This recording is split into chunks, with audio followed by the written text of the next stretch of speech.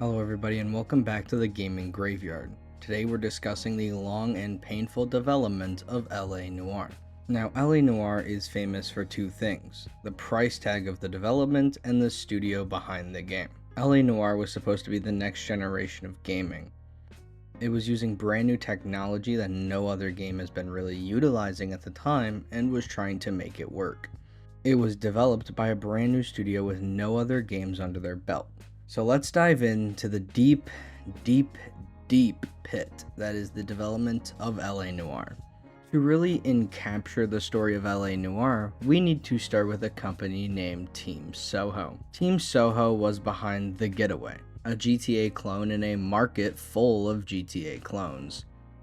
Now granted, it did do better than the rest for sure, but still wasn't anything impressive. In 2003, a man named Brendan McNamara announced he would be leaving Team Soho to found his own company located in Sydney, Australia. It would be dubbed Team Bondi. Brendan McNamara founded Team Bondi with hand-picked staffers from Team Soho. But Brendan McNamara isn't just somebody who wants to make the average GTA clone, of course. He wanted to make something that would revolutionize open-world games and the industry as a whole. So he didn't just found Team Bondi, he also opened Depth Analysis. Depth Analysis was his company that was focused on motion capture technology, a brand new tech in the gaming industry at this time that had not been utilized in any meaningful way. He wanted to focus an entire game around this new technology. So they reached out and struck a deal with Sony to publish LA Noire.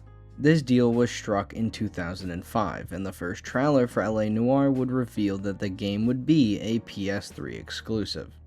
However, after just 1 year of Sony being involved with the title, they announced they were dropping it, and they would be handing the publishing rights to Rockstar in September of 2006.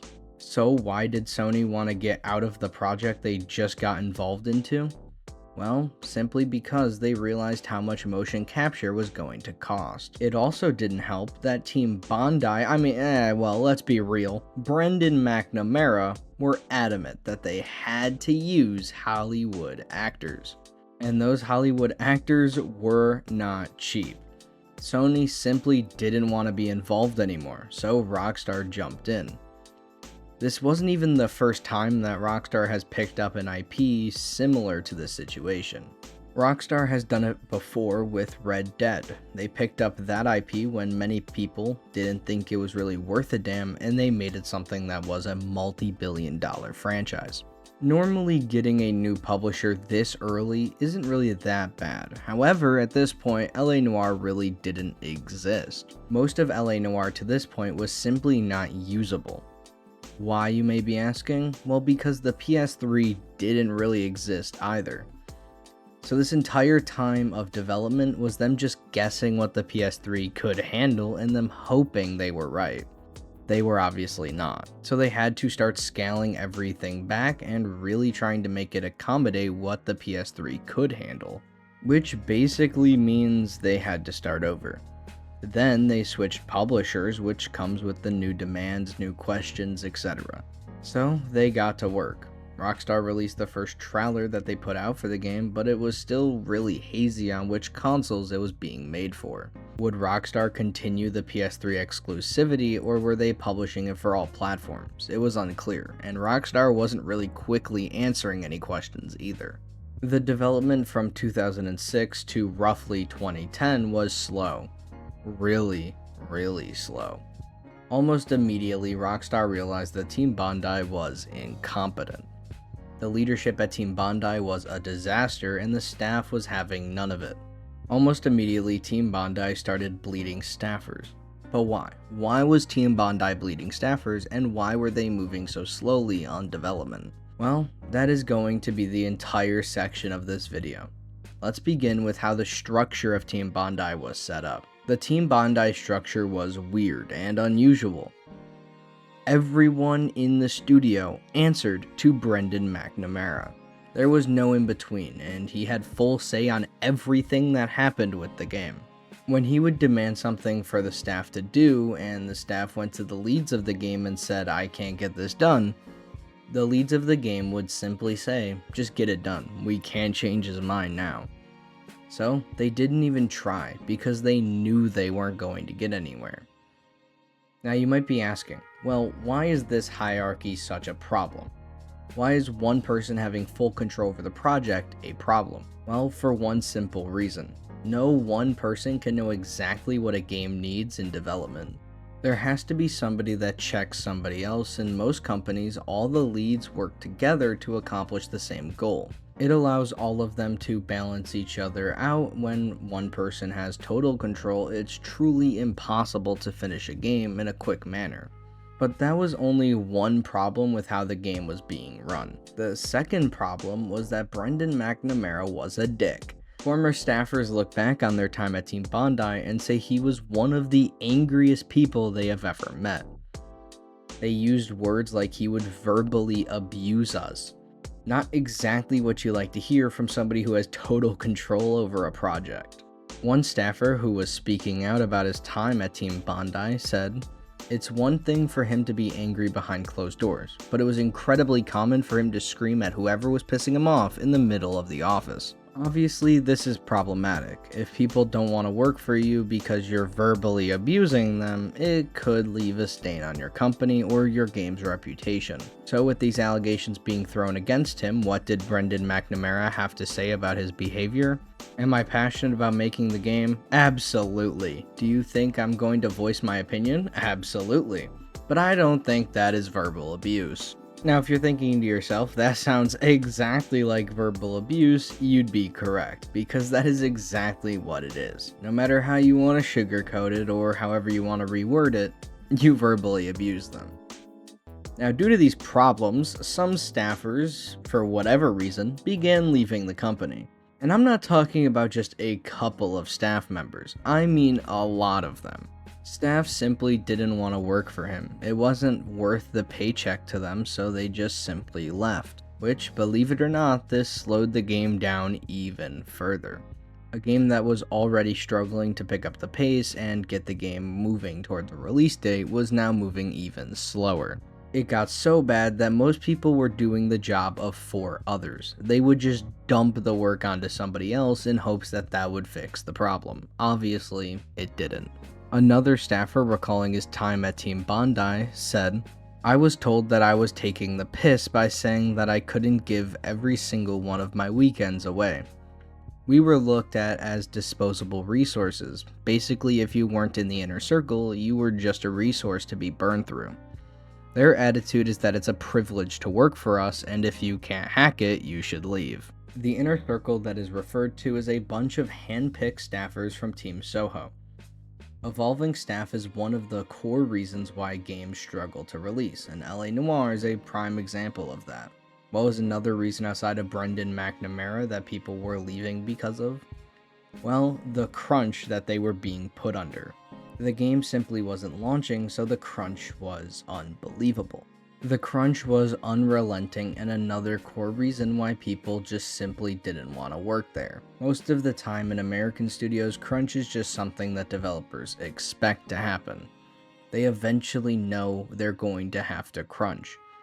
However, for an Australian studio back in 2007, it was out of the ordinary.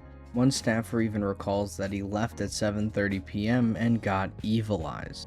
Another staffer recalls why he left Team Bondi was simply because he got a reprimand for being 15 minutes late to work. He arrived at 9:15 a.m. He had only left at 3:15 a.m. the previous night. This was a problem, and once the staffers started talking, Brendan McNamara had to answer for why this was happening. He simply said, "We all work the same hours. People don't work any longer hours than I do. I don't turn up at 9 a.m. and go home at 5 p.m. and then go to the beach. I'm here the same hours as everybody else. We're making stuff that's never been made before, or we're making a type of game that's never been made before. We're making it with the new people and new technology." Now, that's a dumb statement for many reasons. However, the first one is that's exactly what you expect when you sign up for a 9 to 5. Most staffers were never informed that crunch was going to be as prevalent as it was. They were never even hinted at that fact, and most of them wanted a 9 to 5, so that's what they were going to try and work. So yeah, staffers didn't want to work for the company, so how did Rockstar and Team Bondi try to fix the bleeding staff problem? Well, Rockstar really couldn't tell McNamara how to run his company, so that wouldn't work. And they really couldn't stop him from verbally abusing people because, again, it's his company. So they just threw their hands up and they just started supplying staff so that way the holes would be filled. But there was just one problem with this strategy. Rockstar would supply one artist and then 3 more would leave. It really just didn't work because they couldn't supply enough people to consistently meet the number of people leaving the company.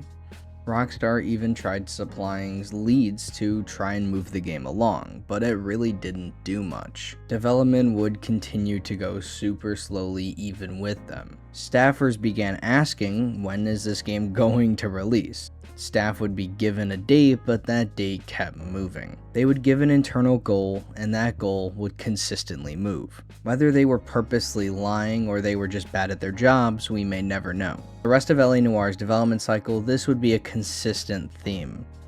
Everything we just laid out would continue to happen, so I won't consistently repeat myself every single time. Long story short is they couldn't hold staff for the game, so it was moving slowly. Then Brendan McNamara being a dick didn't really help either.